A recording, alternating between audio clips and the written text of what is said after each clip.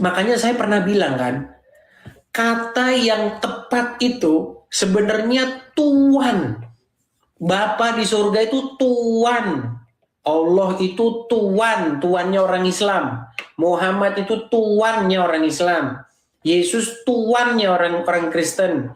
Roh Kudus Tuannya orang Kristen.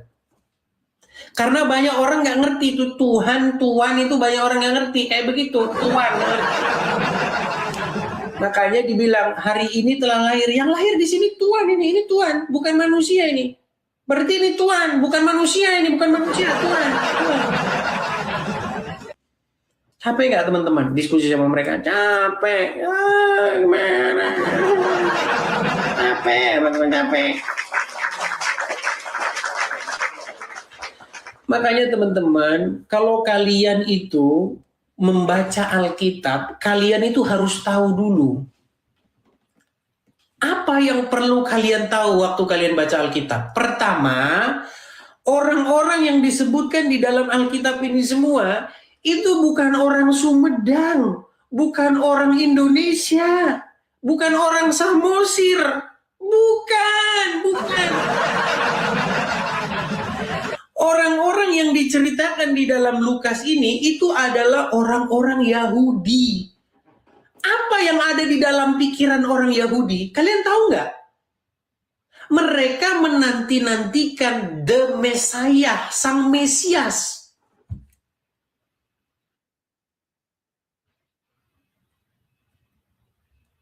Itu yang ditunggu-tunggu oleh orang Yahudi.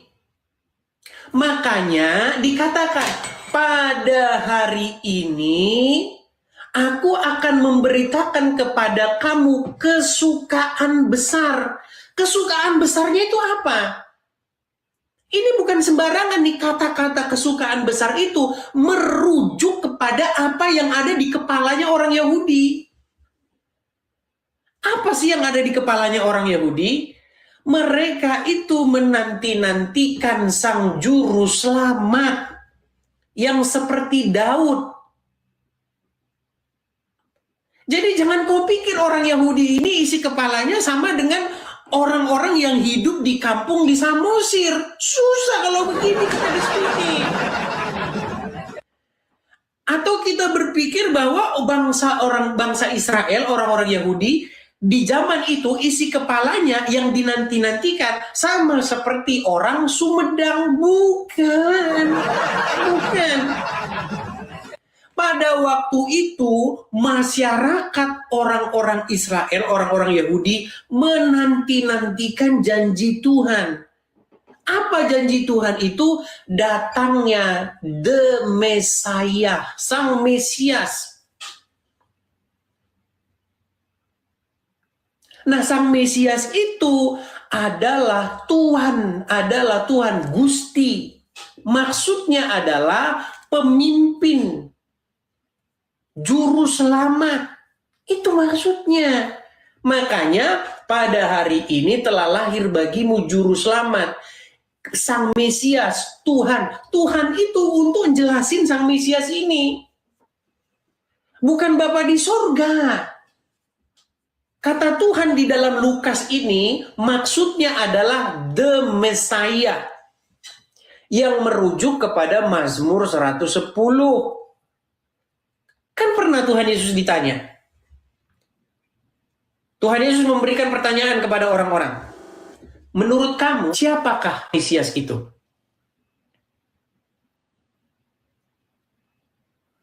Lalu kata mereka, dia anak Daud. Lalu apa kata Tuhan Yesus?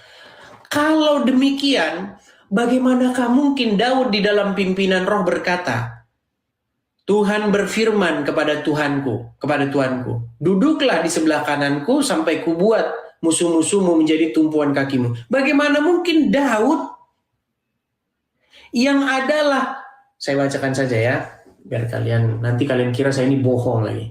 Karena banyak orang-orang nggak baca Alkitab, tidur aja dari Alkitabnya jadi hiasan. Baik.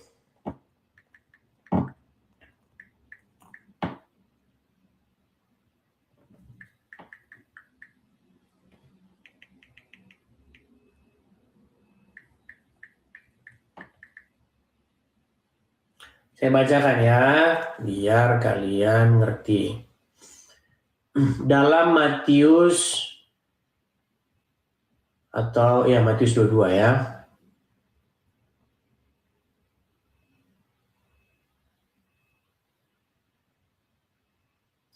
Jadi membaca Alkitab, kalian itu nggak boleh lepas dari yang namanya konteks pemahaman masyarakat pada waktu itu. Kalau kalian bawa Alkitab ke dalam pemahaman masyarakat orang-orang yang hidup di pasar di Jakarta, ya repot. Makanya telah lahir bagimu Tuhan, telah lahir Bapa di surga. Ya makanya on gendeng ya begitu. Wanes gendeng gitu loh. Wanes itu kan kayak begitu, membaca Alkitab sesuai dengan pemahaman orang-orang yang hidup di Jakarta. Makanya gendeng. Matius 22 ayat 43. Sebentar ya, saya balik dulu kamera saya. Ya repot, kau berpikir bahwa malaikat itu datang kepada masyarakat di Tarutung. Hari ini telah lahir bagimu Tuhan. Oh, berarti Bapa di surga yang lahir. Mau, mah. Repot. Sabar ya teman-teman, ya agak lemot nih. Nih kalian lihat lemotnya nih, muter-muter tuh, ya kan? Muter-muter kan, ya?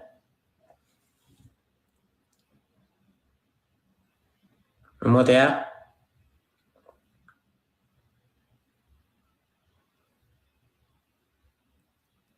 Tuh.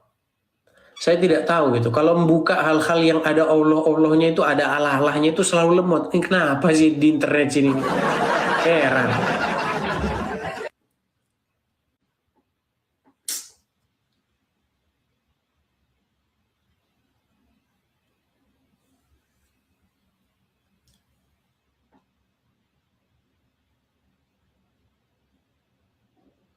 Markus 12. Sih juga lemot dia ini, kenapa sih? Kayaknya internet di sini nih, kalau ada kata Allahnya ini mungkin membaca, ini ya jangan-jangan Taylor. Nah, kan langsung kayak begini kan? Oke, udah nih ya. Perhatikan. Nih. Di sini perikopnya ini berbicara tentang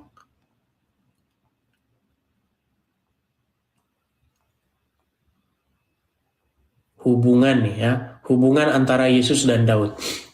Nih, pada suatu kali Yesus mengajar di bait Allah. Ia berkata, bagaimana ahli-ahli Taurat dapat mengatakan bahwa Mesias adalah anak Daud?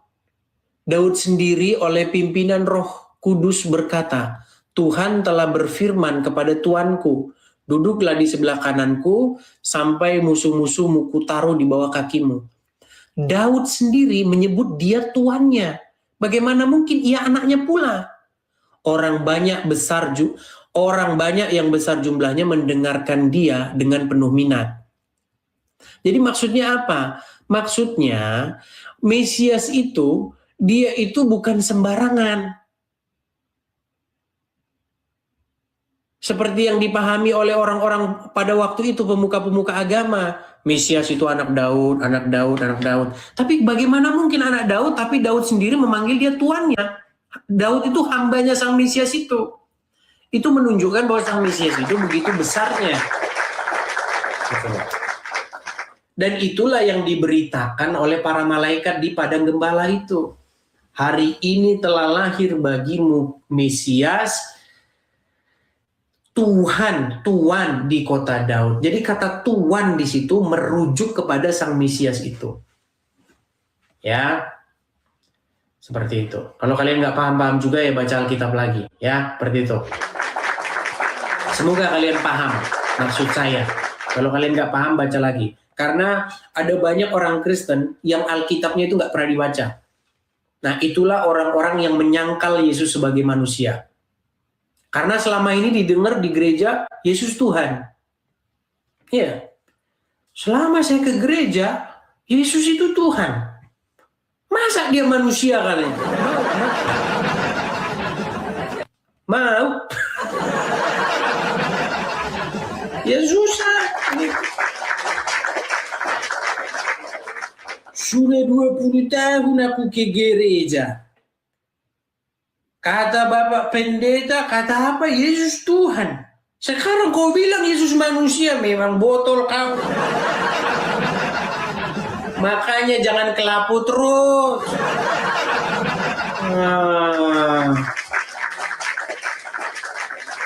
Jadi teman-teman, biar kita itu ngerti, kita ini membaca Alkitab itu, kita itu bukan membaca sebuah peristiwa yang terjadi di Jakarta. Bukan. Tapi kita berbicara di tengah-tengah orang Yahudi. Begitu loh ya. Biar kalian paham. Oke, ini sudah jam 11 malam teman-teman, bagaimana?